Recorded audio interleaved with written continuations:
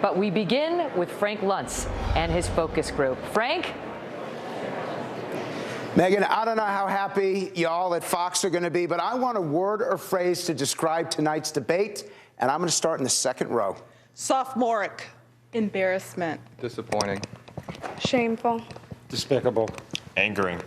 Low on substance. Disgusting. Schoolyard brawl. Okay, now this ain't good, because there are millions and millions of people who watch the debate tonight, and this is the most negative response I've had. I got one more question. By a show of hands, how many of you thought this helped the Republican Party, what they saw tonight across the country? Raise your hands if it helped the GOP. None of you.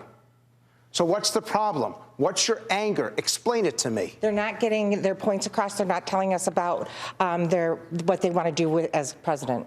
They're giving soundbite fuel for the Democrats. I think it's a lot of baiting by the moderators at times, Frank. They're constantly attacking Donald Trump. Oh, so they're attacking Donald Trump, yes. And that's the reason why you're unhappy. Cruz are sandwiching him for the last two debates. Megyn, I want you to watch this. How many of you walked in here, be honest, how many of you walked in here supporting Donald Trump? Raise your hands. How many of you thought Donald Trump won the debate tonight? Raise your hands. One person. Who thought John Kasich won? Remarkable. Tell me why. He came across as succinct and on point. Why Kasich? He was the only adult in the room. Wow. Why Kasich? He was mature, he presented sound answers, and he spoke like somebody who's done it before. So, Megyn, I want you to see, we're going to start with first the negative, what went wrong tonight, the battle between the major candidates. Let's take a look at one of the lowest moments of any debate during this entire election cycle.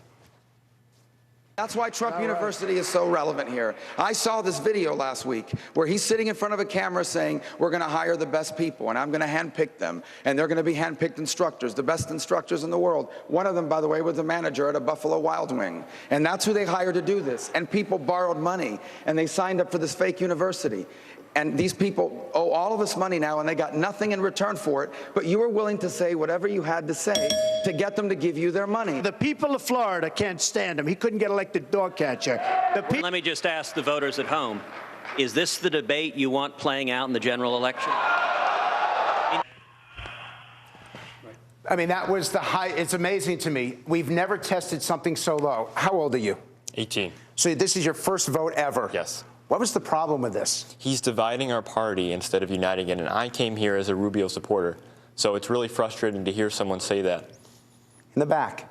They're fighting instead of discussing policy, and it's way past time for that. We should be going on to find out who's presidential. One more. There's too much desperation in Rubio right now, and it's time for him and Cruz to team up together to get something done. But I want to focus on John Kasich. I want you to play the clip that absolutely scored through the roof. John Kasich's a governor, and yet it was his comments on foreign policy using the dials that scored better than anything else. Let's take a look. Now, you got to be on the ground and in the air, both in Syria and Iraq, and at some point we will have to deal with Libya. I am very concerned about ISIS getting their hands on the oil fields in Libya and being able to fund their operations.